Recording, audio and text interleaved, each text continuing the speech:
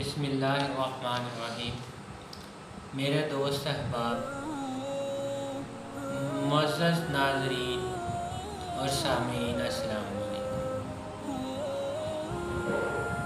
میں بحیثیت ایک دینی طالب علم، سوشل آبزرور اور بطور سوشل ایکسپیرینسز پریزنٹر کے طور پر مخاطب ہوں۔ میرے تمام سیشنز میں میرا مین فوکسنگ پوائنٹ نماز کے حوالے سے رہے گا۔ تمام سیشنز میں نماز کی بات ضرور کیا کروں گا، کیونکہ یہ ہمارے لیے ایک الارمنگ سچویشن ہے۔ ہمارے ملک پاکستان میں 98% لوگ مسلمان ہیں، لیکن آپ مسجدوں میں نمازیوں کا حال دیکھ لیں کہ وہ کتنے پرسنٹ آتے ہیں۔ سب سے پہلے بات کرتے ہیں نماز کی فرضیت کب ختم ہوتی ہے۔ نماز کی شدت، نماز کی فرضیت کی شدت کے بارے میں بات کریں گے۔ پھر نماز کے احکامات کے بارے میں بات کریں گے۔ سب سے پہلے بات کرتے ہیں نماز کی فرضیت کب ختم ہوتی ہے۔ تو میرے معزز ناظرین و سامعین، نماز کی فرضیت کسی حالت میں ختم نہیں ہوتی۔ نماز کی فرضیت تب ختم ہوتی ہے جب انسان ایکسپائر ہو جاتا ہے، یا پھر اس حالت میں رائٹ ہے کہ انسان کوما میں چلا گیا۔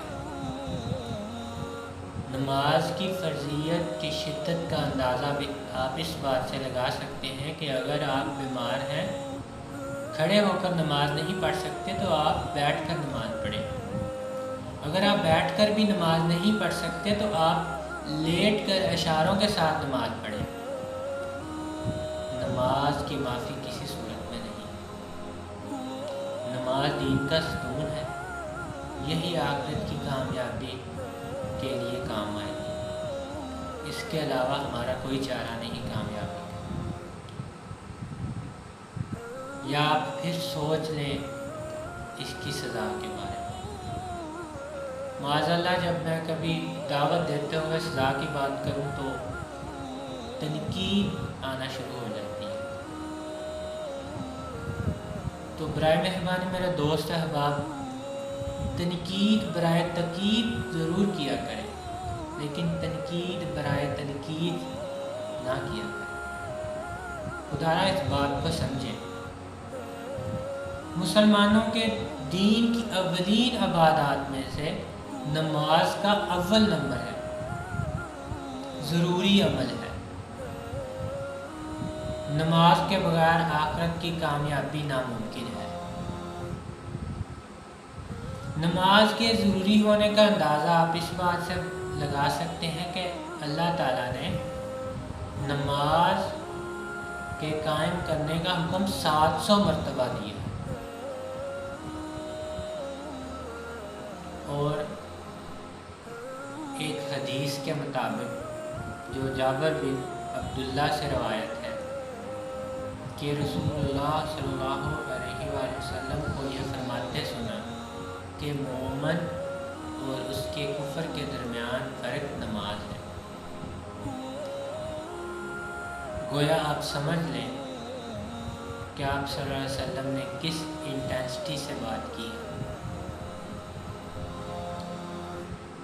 حضرت عمر رضی اللہ تعالی عنہ فرمایا کرتے تھے کہ جو مومن مسلمان نماز نہیں پڑھتا، اس کا دین میں کوئی حق نہیں، اس کا اسلام پر کوئی حق نہیں۔ وہ یہ نہیں کہہ سکتا کہ میرا اسلام میں کوئی حق ہے۔ موجودہ صورتحال کے بارے میں ہم بات کرتے ہیں۔ پیو ریسرچ سینٹر USA کی ایک ریسرچ ریلیجن کمٹمنٹ کے مطابق پاکستان کے لوگ 42% لوگ صرف نماز پڑھتے ہیں، لیکن ہمارے لوکل آبزرور اس ریسرچ کو درست نہیں مانتے، اور میرے مطابق بھی یہ ریسرچ درست نہیں ہے۔ لوکل ریسرچرز کی تحقیق کے مطابق، یا ان کے جو میں نے کمنٹس پڑھے ہیں اس کے مطابق، یا میں اپنی پرسنل ریسرچ کے بارے میں بات کروں اس کے مطابق، ہمارے پاکستان کے لوگ 5 سے 15 یا میکسیمم 20% لوگ ہیں جو نماز پڑھتے ہیں۔ اب اس بات سے اندازہ لگا لیں کہ ہم اپنی نماز کی فرضیت کو کس طرح کیجول لیتے ہیں۔ دعوت، یہ میری ایک مسلمان ہونے کے حیثیت سے تمام دوست احباب، سامعین، حاضرین اور ناظرین کو دعوت ہے کہ وہ نماز قائم کریں۔ میں نے 2 چیزیں شروع کرنے کا فیصلہ کیا ہے، ایک دعوت ہے کہ نماز قائم کرو، اور دوسری تحریک ہے۔ اسے دعوت کا نام بھی دیا جا سکتا ہے اور تحریک کا بھی۔ اس تحریک کا نام ہے مسجدیں آباد کرو مسجدوں کی شان کے مطابق، یعنی مسجدیں ہیں ہماری 800 بندے نماز پڑھنے کے لیے، 1000 بندوں کا انتظام ہے، اور جمعہ والے دن 500 700 800 بندے مسلمان بھائی نماز پڑھنے آتے ہیں۔ لیکن جو ہی جمعہ کا ٹائم گزرا، عصر کی نماز کے وقت ان کی تعداد ثم مع اللہ استغفر اللہ 20% سے بھی کم رہ جاتی ہے۔ ہم نے نماز کو اتنا کیجول لیا ہوا۔ آپ اندازہ لگا لیں، نماز دین کا ستون ہے، یعنی کہ کوئی گاڑی ہے وہ پہیوں کے بغیر چلانے کا تصور کر سکتے ہیں آپ؟ کیسے کریں گے تصور؟ باقی تمام ہمارے جو اعمال ہیں وہ اسی سے جڑے ہوئے ہیں۔ آپ زکوٰۃ دیتے ہیں، حج کرتے ہیں، روزہ رکھتے ہیں، نماز نہیں پڑھتے، تو آپ کس طرح کہہ سکتے ہیں کہ وہ ہمارے اعمال قبول ہو جائیں گے؟ ان تمام اعمال کا دار و مدار نماز پر کھڑا ہے۔ اور ایک افسوسناک بات یہ بھی ہے کہ دعوت حق کو عام کرنے میں بہت سے مسائل کا سامنا ہوتا ہے۔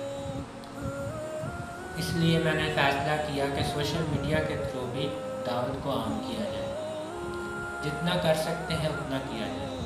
مثال کے طور پر اگر میں اپنے کسی دوست احباب کو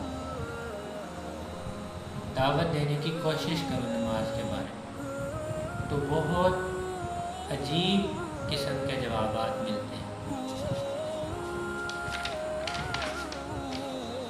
ایسے جوابات جو بالکل نامناسب ہیں ہمارے دین کے حساب سے بھی اور نماز کی فرضیت کے حوالے سے بھی۔ سننے میں جواب ملتا ہے کہ اللہ تعالیٰ کو ہماری نمازوں کی ضرورت نہیں ہے۔ معاذ اللہ، یہ واقعتاً بات یہ درست بھی ہے کہ اللہ تعالیٰ کو ہماری نماز کی ضرورت نہیں ہے، لیکن میرے بھائیوں، نماز ہمیں ہمارے لیے ضرورت ہے۔ ہماری کامیابی کا کرائٹیریا نماز ہے۔ اگر ہم نے جنت حاصل کرنی ہے، جہنم کے عذاب سے بچنا ہے، تو ہمیں نماز کی ضرورت ہے۔ آپ اللہ کے مہربان ہونے پہ صرف متفق ہوئے بیٹھے ہیں، باقی صفات پہ بھی غور کر لیں۔ عذاب علیم کے بارے میں کیوں نہیں سوچتے؟ اشد العذاب کے بارے میں کیوں نہیں سوچتے؟ اللہ کے غنی ہونے کے بارے میں کیوں نہیں سوچتے؟ اللہ کے انصاف پسند ہونے کے بارے میں کیوں نہیں سوچتے؟ سما مال، اور یہ کہتے ہوئے بالکل گھبراتے بھی نہیں ہیں کہ ہمارے اللہ کو ہماری نمازوں کی ضرورت نہیں ہے، اللہ مہربان ہے، بخش دے گا۔ یہ سوچیں کہ اللہ مہربان ان کے لیے ہے جو اس کا حکم بجا لانے کی کوشش کرتے ہیں یا پھر اس کا حکم بجا لاتے ہیں۔ تو میرے بھائیوں، روز قیامت سب سے پہلے جو سوال ہے، کویسچن ہوگا، وہ نماز کے بارے میں ہوگا۔ تو نماز کے بغیر کسی قسم کی کامیابی آخرت میں اور اس کی امید کیسے رکھی جا سکتی ہے؟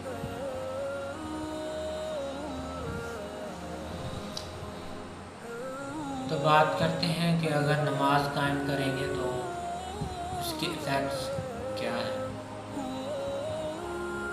نماز بے حیائی سے روکتی ہے،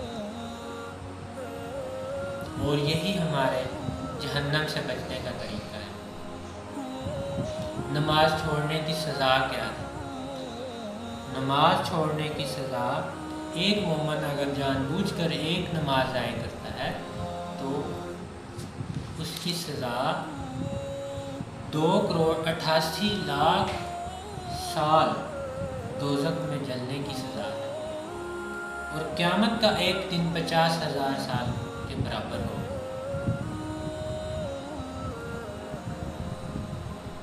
اور وہ لوگ خود پر ظلم کرتے ہیں یا پھر جو لوگ دوسروں کو ترکیب دیتے ہیں کہ اللہ بخش دے گا، نمازوں کی ضرورت نہیں ہے، معاذ اللہ وہ بھی ظلم کرتے ہیں خود پر بھی اور دوسروں پر بھی۔ نماز کو قائم کرنے کی ایک میری پرسنل ترکیب ہے، آپ دوستوں کو اس سے اختلاف بھی ہو سکتا ہے، لیکن یہ کافی کارگر ثابت ہو سکتی ہے۔ جو میرے بھائی، دوست، احباب، ناظرین اور سامعین نماز پڑھتے ہیں، اللہ ان کو کامیاب کرے اور اچھے طریقے سے خشوع کے ساتھ نماز پڑھنے کی توفیق دے۔ لیکن جو نہیں پڑھتے وہ کوشش کریں کہ وہ روزانہ ایک نماز تو کم سے کم منتخب کر لیں کہ یہ ہم نے نہیں چھوڑنی اور یہ لازمی پڑھنی ہے۔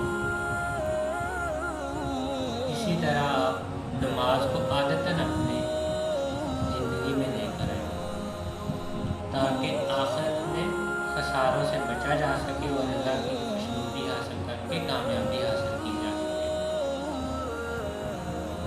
اللہ مجھے اور تمام سننے والوں کو توفیق دے کے نماز قائم کرتے ہوئے